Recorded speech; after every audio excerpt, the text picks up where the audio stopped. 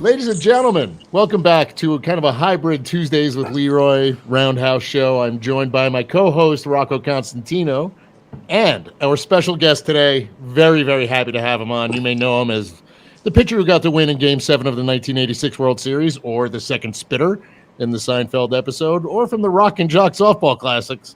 Wherever you know him from, he's Roger McDowell. How are you, Mr. McDowell? Pleasure to have you. Good, please. And for the duration of this, please call me Roger. You know, you grew up in Cincinnati, correct?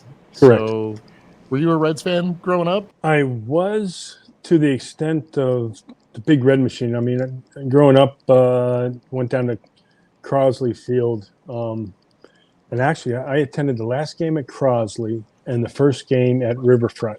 I think it was 1970 is when they made that transition. But yeah, my dad used to work right next door at the downtown post office, and it was right next door to Crosley Field. And growing up, we had one car, and so whenever my mom would go pick him up, and I got to ride along, and you know, sometimes in the evenings, and they'd be getting ready for the ball game. And I mean, you're way too young to remember this, but they used to have these balloons that were like, I don't know, 6-8 feet tall. And they were probably, it was like a straight up inner tube. And they used to have those things all over the place. That's what I remember anyway. But seeing the lights at the stadium and getting to see that and having an experience with that was pretty cool. But yeah, I did grow up in Cincinnati. And to your question, was I a Reds fan? I was a Dodger fan. And it was back then when the Reds were in the NL West, and I liked the Dodger uniform. I loved the Dodger whites, and so growing up, I mean that was who I rooted for. My dad always liked Pete Rose. I liked Pete Rose. Pete Rose was a Western Hills Cincinnati guy, and so you know we were big fans of his. But to have that Big Red Machine, I mean, you had Perez at first and Morgan at second and Concepcion at short. I think Dennis Mankey. There was a number of guys that played third base. Could have been Dennis Mankey at third. Then you got Cesar Geronimo and George Foster and those guys benched behind the plate. Yeah, it was a pretty good team. Yeah, I'd say so. Yeah. And then you were drafted out of Bowling Green. And speaking of the Dodgers, apparently you got the Bowling Green right after Oral Hershiser left. Yeah, Oral. Did you overlap with him at all? No, Oral. You know, I don't know if he graduated or he signed in the spring of '79. And my first time on campus as a collegian was the fall of '79. So we just missed each other, but I got to play with the guys, you know, that were his teammates, and actually they ended up being my roommates. Chris Dill, Dave Litzenberg, Mike Lancier. Those guys were his teammates, and those guys I still remain friends with to this day. But yeah, it was pretty neat. You know, being there 3 months after Oral got drafted, so I think that was pretty cool. And Oral's from Jersey, right? He grew up in Jersey, right? Yeah, down like Hamilton, Cinnaminson area. Yeah, South Jersey. The other side, the good side of the tracks. Yeah, absolutely. You're not kidding there.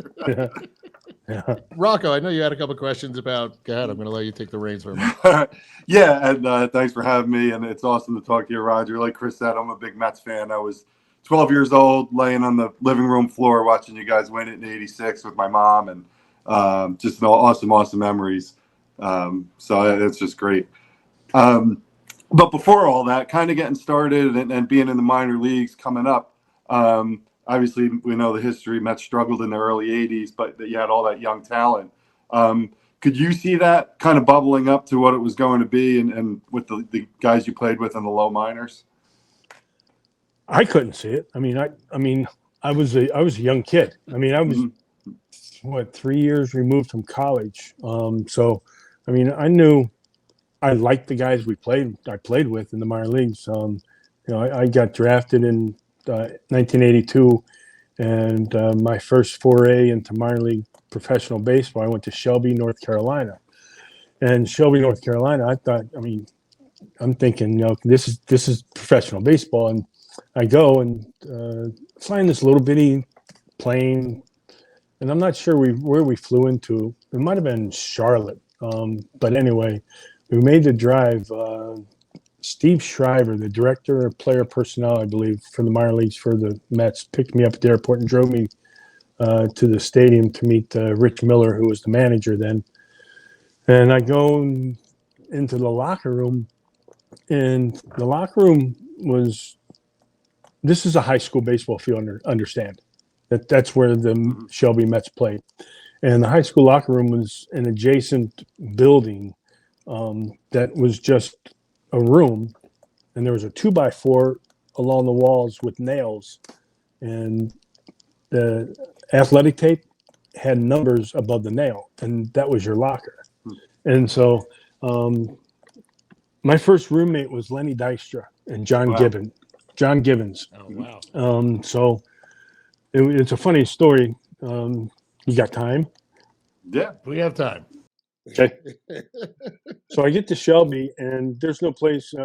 They put me up at the hotel for 3 days, right? After that, I got to find my own place. So I'm looking for a place. I'm looking in the back then. There's no social media. There's no phones. I mean, it's look at the newspaper or whatever. So I looked in the newspaper, and there was an ad for a cot in somebody's house, and I think it was for $5 a week. And so that's what I did. I mean, I went to this house, knocked on the door, and an elderly lady. I said, "Yeah, I'm hearing about the cot," And so she goes, "Okay, here it is. Here's your room." And that's what it was. It was a cot, and so that's what I slept on. Well, one night, I don't know, maybe a week later, there was a relief pitcher, and his name was the Creature. And I don't know. I never. I mean, I'm sure I knew his real name, but his nickname was the Creature because every time he came into pitch, the bats came out. So all the guys on the team nicknamed him the Creature. Okay. Well, the Creature came into pitch one night, about a week and a half, 2 weeks after I got there, and he just got shelled. And I don't know the history, but apparently this was a pretty common thing with the Creature. Not only did the bats come out, but he didn't pitch very well. So the next day, John Givens and Lenny Dystra come up to me and say, "Hey, listen, we know you're staying on the cot. You want to come and room with us? We have a room available. The Creature has left." Okay. And I said, "Sure, I'd love to, but tell me the story." So they told me that when they went home after the game, apparently the Creature, after he got taken out of the game, had left the ballpark, went home, packed everything up. And when Lenny and John Givens got back to the house, all the lights were on, all the doors were open, all the windows were open, and Creature was gone, packed up and gone. And so that's how I got the room with Lenny and John Givens for the rest of that summer that I was in Shelby. And then I think at the end of that year, in 1982, I got called up to High A Lynchburg and pitched with them for maybe a month or so. I mean, I got there in June, and I was only in Shelby for a couple months, and then got to go to Lynchburg. So, I mean, it was a fun first year. I can tell you that. As soon as you brought up the Creature, a bird apparently just flew into the window behind me in Really? the dining room. So yeah, you summoned him, and it's still He's happening. He's still out there. Yeah, that was telepathically. Perfect timing right there. Yeah. Rocco, isn't one of your goals to speak to everyone on the 86 Mets? So, I'm slowly making my way. How many have you got? I got Ed Hearn, Barry Lyons, Doug Sisk so far. So we're like I said, just kind of getting started. Oh, and then met Good and Darling, a bunch of guys on other stuff. Those guys. Yeah. Doug Sisk is the guy. Talk to them all the time. Right. Yeah, but I wanted to ask you about the minor leagues too. You had the first 2 seasons as a starter, then you had your elbow injury, and you're up to the majors pretty much, in '85 real quick. I guess if you can kind of take us through how you rehabbed that '84 season and then broke camp in '85 with the big team.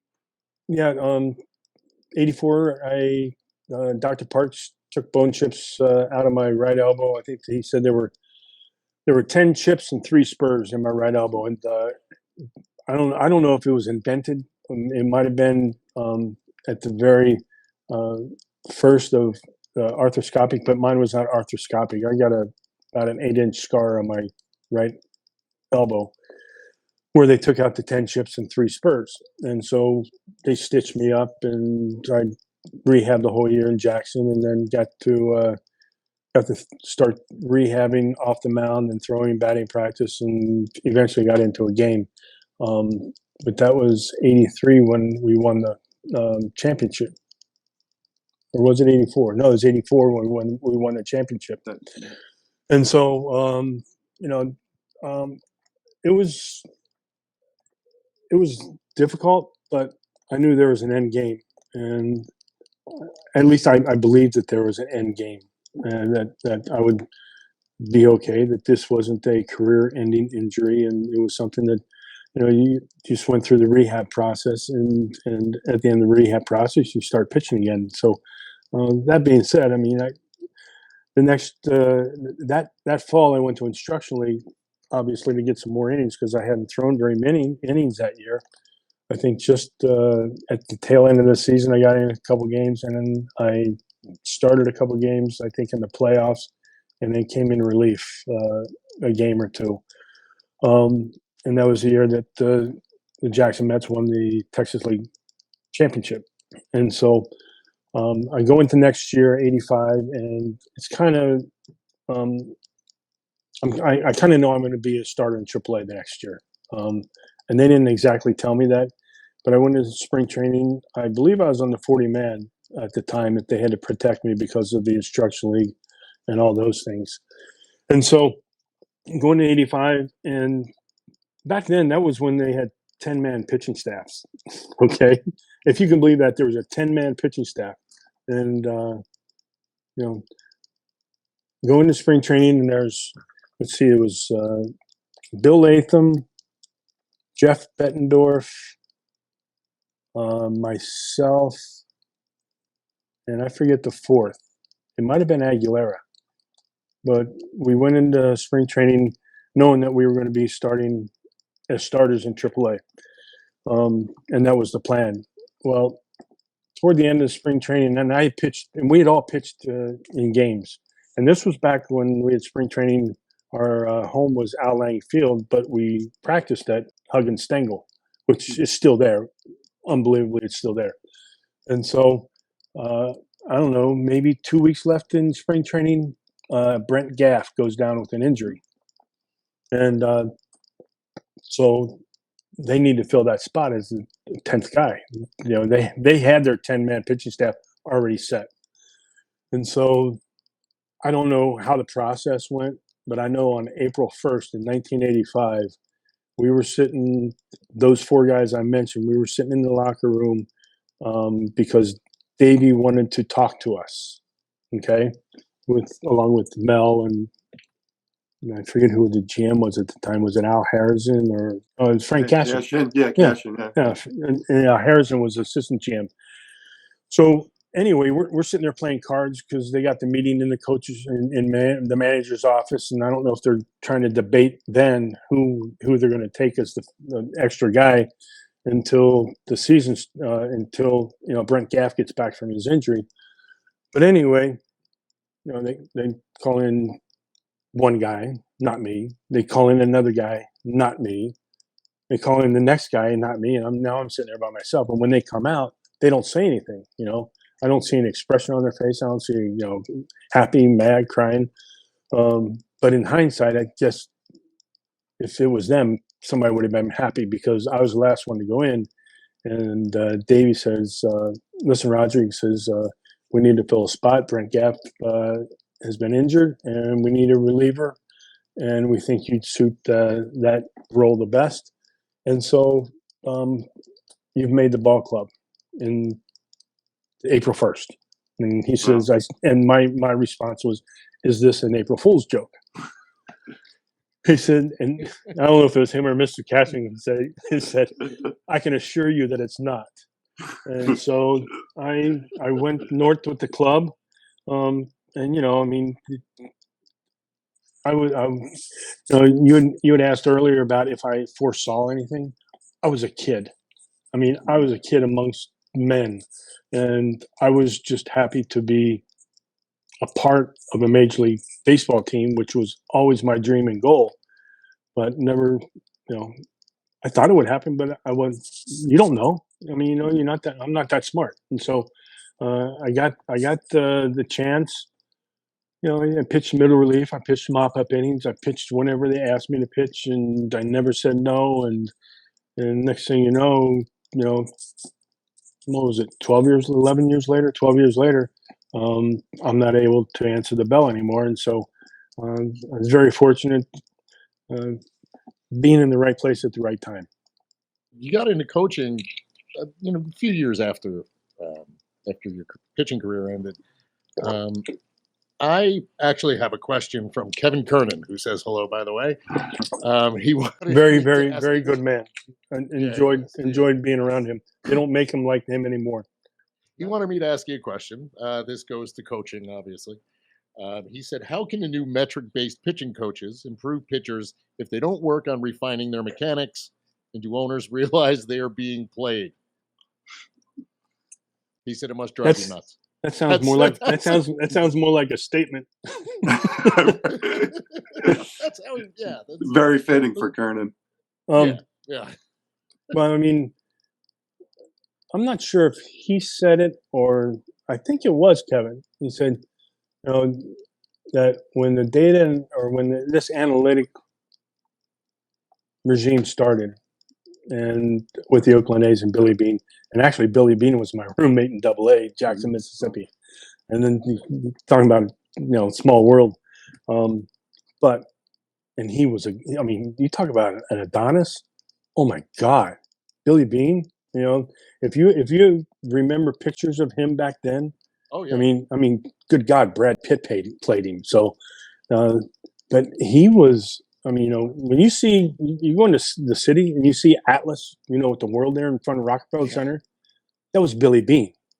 I mean, he was physically unbelievable, gifted, talented, and unfortunately, he didn't make it as a player, but made his mark as a GM. But when this all started, and Billy, everything and the success of all that, and talked about the model. Okay, this is the model that teams need to go with, and how it works.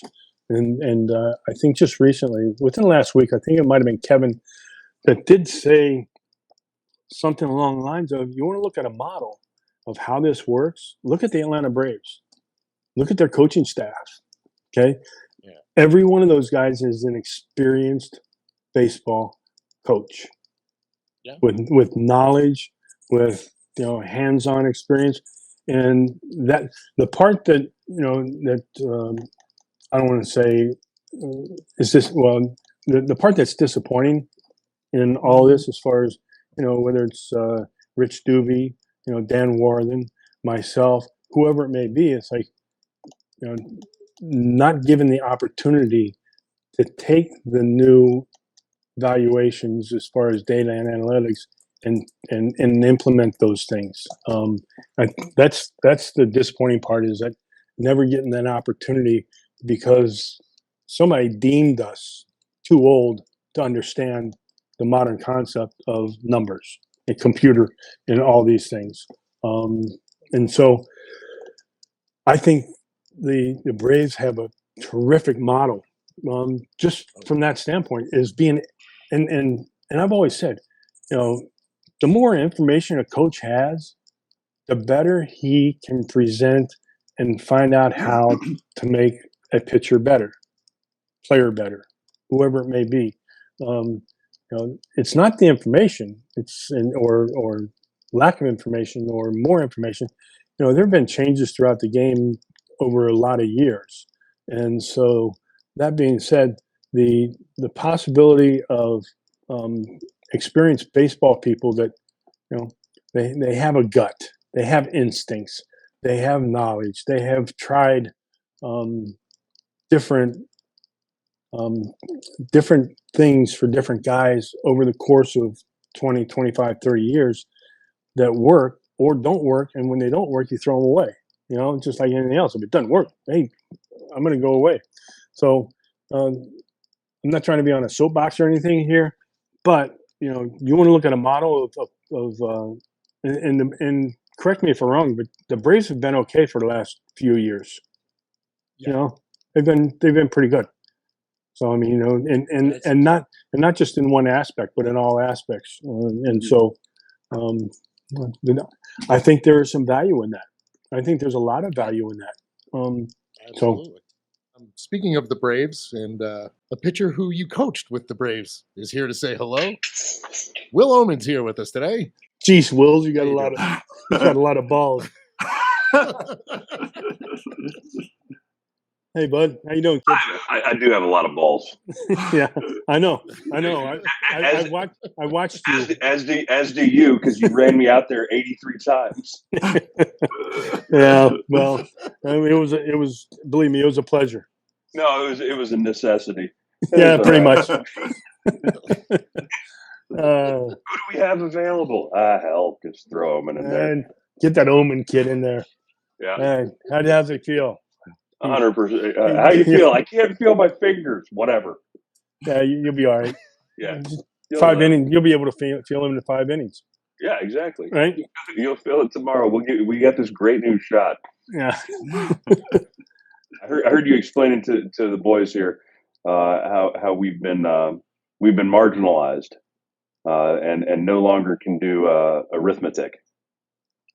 Yeah, I mean that's the amazing thing. I mean, over the course of my, and you've seen it in your own career and now, but over the course of my playing career and coaching career, all the advances in everything. You've had. And that's the, I guess, the overriding factor as far as baseball players I think are concerned, or just successful people in general in whatever capacity, is being able to adapt to change. And if you're able to adapt to the change, and now it's okay, there's a different player. Will was a different type of person, just not him individually, but that 2005 to 2010. That group was a different player than the guys in 2015 and 2016, just because of what's going on socially or whatever it is. It's just a different player. So you're always having to adapt. And I think, if you're successful, you're going to be able to adapt to those changes. Agreed. Adaptability is my number one quality I look for in a coach or a player. Is like, can you adapt? Because if you can't, you die. And I was actually tweeting or Xing, whatever it is now, with Clint Hurdle. I think it was yesterday, and we were talking about numbers and such. And the pendulum, you can't swing it too far to one side. You can't go all experience. You can't go all numbers. Right. You have to have a balance in between. But something I said to him, and I've repeated it many times, is like the numbers are fantastic. Especially when you're talking about player acquisition, whether it be draft, trade, free agent signing. It's unbelievable for roster composition, and that goes to your Billy Bean thing about how to comprise a roster that's going to win over 162. Yep. It doesn't hurt when you have 3 number 1 starters. That helps. Hudson, Zito, and Mulder. That did not hurt, because I'm still holding true to the 5 most important people in an organization are the 5 starters, because they make everybody sleep well. Exactly. And then you go to in-game strategy, where you plan it out ahead of time. It's going to tell you who's available. It's going to tell you what your matchups are. I mean, the numbers are fantastic. But as soon as the umpire says play ball, all of that gets thrown out the window. Yep. Because what happens when the pitcher takes a line drive off the kneecap on pitch number 3? Okay, now we got to scramble. What happens with this situation? If we are not adaptable to it and we don't have any history to draw on, and we teach each pitch to be an independent event with 0 history, then we are dying in that moment. And you're just hitting the probability button, and you hit it enough times, and then it bites you in the ass. Well, there were a few things that you said that, I'm 62 years old, and when you say something and I have a thought, and if I don't say it right away, I'll forget it. Right. Yeah, Right. it's gone. It's gone. Yeah, I know. So Believe me, it was like that 15 I had years 3 ago. thoughts while you were talking, and now they're gone. Just gone. Right. It's You know? understandable. I talk a lot. But here's the thing. All 30 teams had the same opportunity to the same data, right? Uh-huh. It's just, and it's how you manage it too. It's how you value it. So, And that's, I think the teams that are successful long term are the ones that curate their own interpretation of the data and stylize it to what they want to be, what their identity is. So you bring up the Braves, and I've known Rick Kranitz since he was my minor league coach a couple of times. And then I played for him. I pitched for him with the Orioles as well, and I've known him for over 20 years. right. And what he does is a great job of taking all of those numbers, adapting them to the specific guys. And one of the best things you ever taught me was how to wear different hats for different guys. Because you're managing people. You're not managing data. Right. Well, the one that you talk about the numbers and the personalization of it and all those things. When you got a guy on third and less than 2 outs and they want you to bury your slider in the dirt, the anxiety level when you don't trust the fact that your catcher is going to block it, that does not compute. That doesn't go in there. I remember being at Dodger Stadium, and not me, but one of my fellow relievers, he didn't want to throw a breaking ball in the dirt because in the old days, the backstop was 127 feet behind home plate. Yeah, it wasn't close. And the catcher wasn't Mike Scioscia. So right. I'll leave it at that. Runner on first goes to third on the pass ball. Yeah.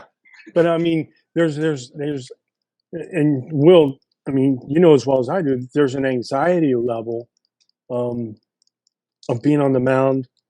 There's a comfort level when you've had success against the guy, and the numbers will show it. There's also an uncomfortableness when you haven't had success for a guy, regardless of the numbers. He may have hit 5 bullets at somebody. Oh, absolutely. And he's 0 for 5. But when you're on the mound and you have that, or when you have a guy at first base who is going to be a base stealer. I remember the anxiety level when Vince Coleman was on first base or second base. And the anxiety level of me wanting to be quick to the plate. But it came to where Mel Stoudemire taught me, he said, listen, the most important thing is the pitch. You're quick enough to the plate. Forget about that part of it, and he's going to steal his bases. But the anxiety level of a pitcher goes up and down, and it's very I'd like to find a way to put that in numbers, but you can't do it because, like Will said, it's a pitch-by-pitch progress. Absolutely. Just to piggyback, they haven't yet made an anti-anxiety medication for situational baseball. It's the truth. I had a crappy pickoff move as a left-hander. So my only defense mechanism to that when there was a base stealer on was literally to be as boring as possible. I didn't look multiple times. I just stared straight at him. And I held the ball for as long as I could until everybody started booing. And I step off. We can't do that now. No, and you can't do that now. You only get 2. I was like, shocker that everybody's Ricky Henderson now. Right. Guys are stealing bases at the same, if not better clip than Ricky Henderson broke Lou Brock's record. It's bananas. Yeah. Next year the plate will be 23 inches wide. Well, this is way before your time. And all your guys' time, I can remember where there used to be actual black on the plate. Oh yeah. It used to be framed with a black. I don't know, maybe it was 2 or 3 2 inches. Yeah, black rubber. Yeah. Yep. So, well, it's good to see you again. I don't think that was the impetus for the Rolling Stones song, but the ultimate pitcher entrance. No, we didn't have walk-up songs. No. You actually played the game, and you took personal pride in it, and it was a battle, and you didn't like the other team, and you didn't hug it out during batting practice. And I didn't like my guys doing that. And no, you knew that. I knew. Yeah, you didn't like it when I went and saw some of my friends, with the Cubs when they came in town. I remember that. Yeah, Well, Yeah. it was. You know what? It was one thing when there was nobody in the stands, but when there's people in the stands, it's a different dynamic. Absolutely. Yeah. That was actually a big culture shift for me coming to the Braves, was understanding how different the identity was there. What was and was not allowed with Bobby, with you, with the Braves. And frankly, there was a lot more freedom, and as a result of the freedom, there was a lot more responsibility. And you holding yourself to a standard that maybe I'm not faulting anybody that I had previously, but there's a lot of organizations that hold hands and coddle guys and drag them along. Whereas, with the Braves, it was completely hands off. And it was like, if you can produce, you're fine. And the moment you don't produce, now you're in the ringer. And that works all the way down from the top to your teammates. And it's like, right? It's like one of my biggest memories of Bobby Cox. Excuse me. We were in Florida, and it was probably April or May, but we had this season in 2008. It was the one season I spent with Roger, and it was, for me, it was a glorious time, just getting to work with him specifically because he got me, and then working, playing for Bobby Cox. So we go into Florida and we get thrashed. Now, mind you, up until this point, 60% of our starting rotation is bagged before opening day. Smoltz is out, Mike Hampton's out, and Tom Glavine's on the shelf too. So any idea that we had of doing anything, pretty much right out the window. So we're piecemealing games together. Nobody's complaining, but we're at a disadvantage. But we're still getting after it. So we're in Florida and we just get thrashed. We get beaten by 10 or 11. And the next day I come in and I read the paper. I'm sitting there at the table. I'm reading the paper and I read a quote from Bobby. And it's just like, actually, I thought it was one of the better games we played all year. We showed some improvement on the side of pitching, defense. Didn't get that quality hit when we needed to with 2 outs, but that's coming. And I'm like, good God, this guy's lying through his teeth. We are the worst team that he's probably ever coached. And he's protecting us for that. It's like, if that isn't reason for me to run through a brick wall for this guy, I don't know what reason there is. It's like, because you know how many ejections he had, and it was all to protect players. Yep. You would tell me the game changed a bit between when I was playing. So we swung all the way from dudes smoking heaters and wearing long johns in the clubhouse, right, to tight-fitting Under Armour, social media, spin rate, data, StatCast, all that stuff. And that happened in my lifetime that I was playing at that level. And then I was unceremoniously asked to not return to my previous season ticket seat. Well, I still have the long underwear. I bet you do. I do. And I love them. I bet you do. And really? Believe me, it wasn't creepy then. You know how hard it is to find a Army surplus store? Because they're the only ones that carry them. To be fair, I haven't looked for an Army surplus store in a minute. Yeah, well, it's my apologies. It's something. I'm not sure they have very many in Arizona. But. Rocco, I'm sorry, Rocco. I know you're sitting here. I know you're dying to ask about 1986. I know it. I can see it. It's like you're starting to puff up a little bit. So yeah. You have at it, my friend. There's a million questions. You can go either way. Let's go right to the playoffs, though. I say the top 3 relief appearances. Want a time limit? No. Chris Vitali's got a nap in 15 minutes. Sweet.